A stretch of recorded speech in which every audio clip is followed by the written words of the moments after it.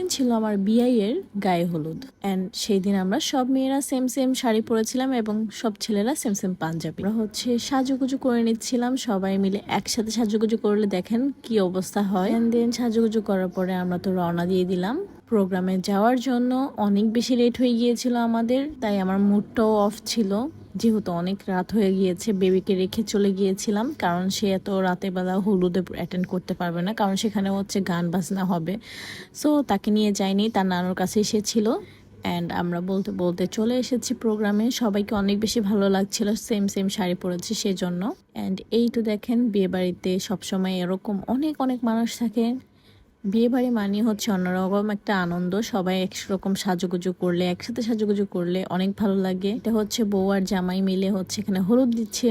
হলুদের প্রোগ্রামে অনেক এনজয় করেছে আমরা সবাই। অ্যান্ড সবাই same same dress, same same চুড়ি, অনেক কিউট লাগছিল সবাইকে।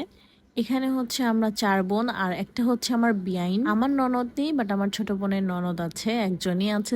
সে আমার ক্লাসমেট, তাই আমাদের বন্ডিংটা অন্যরকম। এন্ড বিয়ে আমার অনেক দিক দিয়ে ফ্রেন্ডও লাগে, সে আমার ক্লাসমেট ছিল সেই জন্য। সো তাদের বিয়েতে আমরা অনেক বেশি এনজয় করেছি, অনেক মজা করেছি। আর এখানে আমার ছোট বোন আর ছোট বোনের জামাই মিলে তার দেবরা যাকে গায়ে হলুদ দিয়ে দিচ্ছে। আর এখানে আমরা সবাই মিলে দেখছি। গায়ে হলুদ দেওয়ার পরেই আমরা খাওয়া দাওয়া করতে চলে গেলাম। খাবারটাও বেশ ভালো ছিল, মজা ছিল। আমরা সবাই একসাথে খেতে বসেছিলাম। আর এখানে আমার জামাইকে তার শালি আর তার ভাই সেবা যত্ন করতেছে, হাত ধুয়ে দিচ্ছে। আর এখানে কনসার্ট হচ্ছিল, গায়ক এসেছে, গান গাচ্ছিল। যাই হোক, আমরা এগুলোতে অ্যাটেন্ড করে তারপরে চলে এসেছি বাসায়।